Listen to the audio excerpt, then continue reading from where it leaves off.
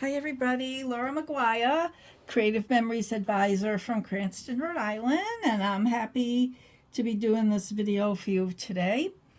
And as I was trying to decide what to do, I started thinking about, well, I've done a few pages and I've done a few cards, but I haven't done a border in quite a while.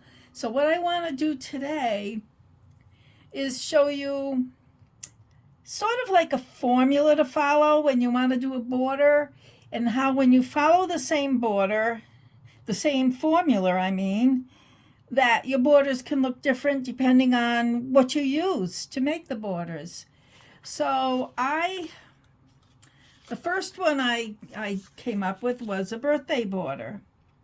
And I will say that I love the laser cut borders, and if you like them, I think they look really good. And if you like them, it's good to buy 2 packs of those at a time if you do 2-page spreads. So that's just something, if you like the two to match, that's something that you might want to think about. So I'm going to show you I'm going to do one with you similar to this, and I'm going to show you how I'm going to just give you the formula to follow, and then I'll show you a couple more borders that I came up with using the same formula but look entirely different. So I'm going to put this one aside, and I have my 12-inch trimmer because that's what I want to use. And I'm taking out the straight blade, and I think on that border there I used the Victorian. So, oh, this must be it. Yep, the Victorian blade. When you can do a straight cut, or you can switch out your blade and do a little fancier cut. So your first cut will have to be just to get a decorative edge on one side, and just cut like 1/8 of an inch strip to get so you have the decorative edges on both sides. And this one, I think for that particular border I started at 2 3/4 inches. So the base of your border can be 2 3/4. It can be as wide as you want it to be. So 2 3/4. Some other ones I started at 3 inches. So now you have a nice border on both sides of the strip, and that's the Victorian blade that I used. On your second layered piece, I already have the decorative edge, so you would have to cut a waist strip. That was 2 3/4. I'm going to cut this one at 2 1/2. So that it'll be like 1/8 of an inch border around it. If you like a bigger border, that's when I say go for a 3-inch. Start at 3 inches and then go to 2 1/2. So I'm cutting this, and I'm looking at my border. Yep, that's about all I did. And you'll see how fast this is going to come together. So you just layer one on top of another. I just kind of eyeball it so I get a good, the same margin on either side. So 2 1/2, and then 2 1/4. No, 2 3/4, and then 2 1/2. And there's a border for you. So then the next thing I did was go to my laser borders for the celebration. And I have a few to choose from. I can put a banner with balloons, and I could do the cupcakes.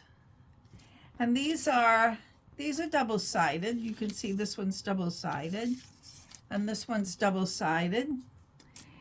And you can do birthday cakes. Again, double-sided. That doesn't show up well on the white, so the blue would go there. But I wanted to actually do this one.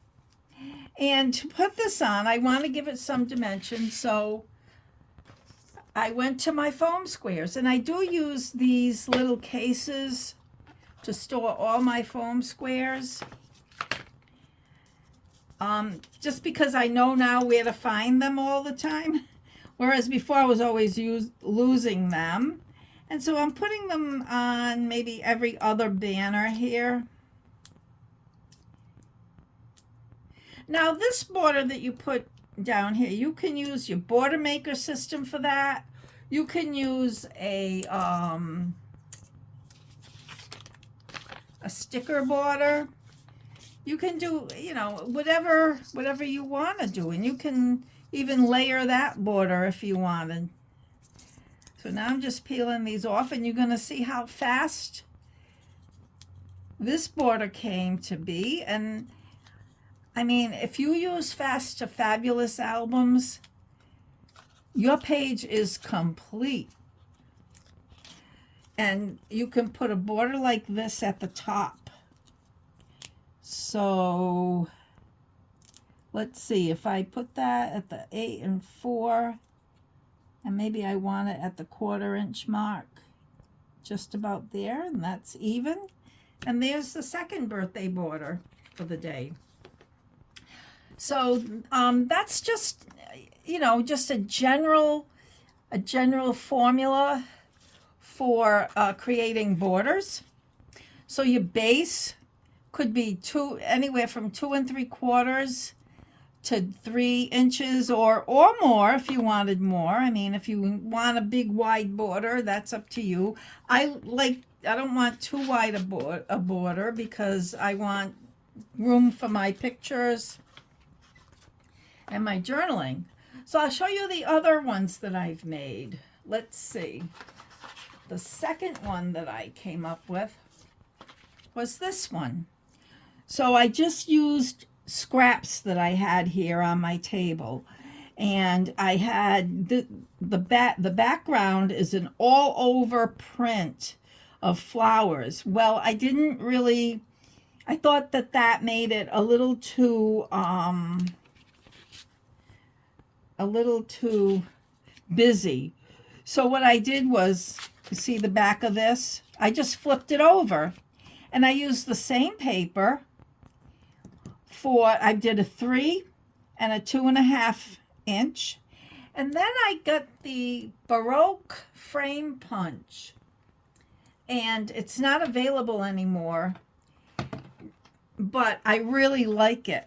And I didn't cut a frame. I cut a 3-inch piece of cardstock, and I ran it through, and then I just took a piece of paper like this, and I put repositionable tape runner on it so that I could have a straight edge and feed it through and know that I'm starting it in the right place, which is where that black line is. And then I cut the other side. And then I just got a sticker strip, and then I punched the flower from, this is the tropical bloom flower, and put a gem, this is upside down, put a gem in each one. And it was fast and easy, just like the birthday border. A couple more steps, but still fast and easy. So you can do just one single Baroque, and then embellish it with whatever you want. It could be stickers. It could be, you could punch a shape. You could use embellishments or whatever you want to use. Anything that you want. I'm going to clear this a little bit. So that's the Baroque flame, I'm getting tongue-tied. Baroque Flourish Frame Punch. This one is no longer available, but if you have one, I mean, I like to go into my tools and use them. I don't like them just sitting on a shelf. I want to use them. Okay, the next one, everything is still available. And I made a Halloween border, and I just took a piece of black shimmer cardstock, And this is from the Tangerine Tonal Paper Pack, Tonal Tangerine. And I used the spider web punch. And I did it the exact same way as I did this one. I cut a 3-inch strip, and then I cut one side, and I took a strip of paper and put it on the other, and I cut the other side. And then I went into the into my embellishment pack, my Happy Hauntings embellishment pack, because I really love the laser cuts. But I could have just chosen, I couldn't have chosen the spiders because it would have been black on black, but I could have chosen the stars and moons, and I could have put that across the black there, and then some, a cluster. I could have clustered anything that's in the stickers here, the Happy Haunting stickers. I could have done this, or the haunted house may or may not have shown up, but there's all kinds of ways you can do that. I did use foam squares to bump up the this die cut, which is double toil and trouble. And so that is the Halloween one. So did I do? Nope, those are the 3 borders I did for you today. Really fast. These 2 are the background's 3 inches, and I kind of like the 1/4 inch on each side. But this one, the background is 2 3/4 inches.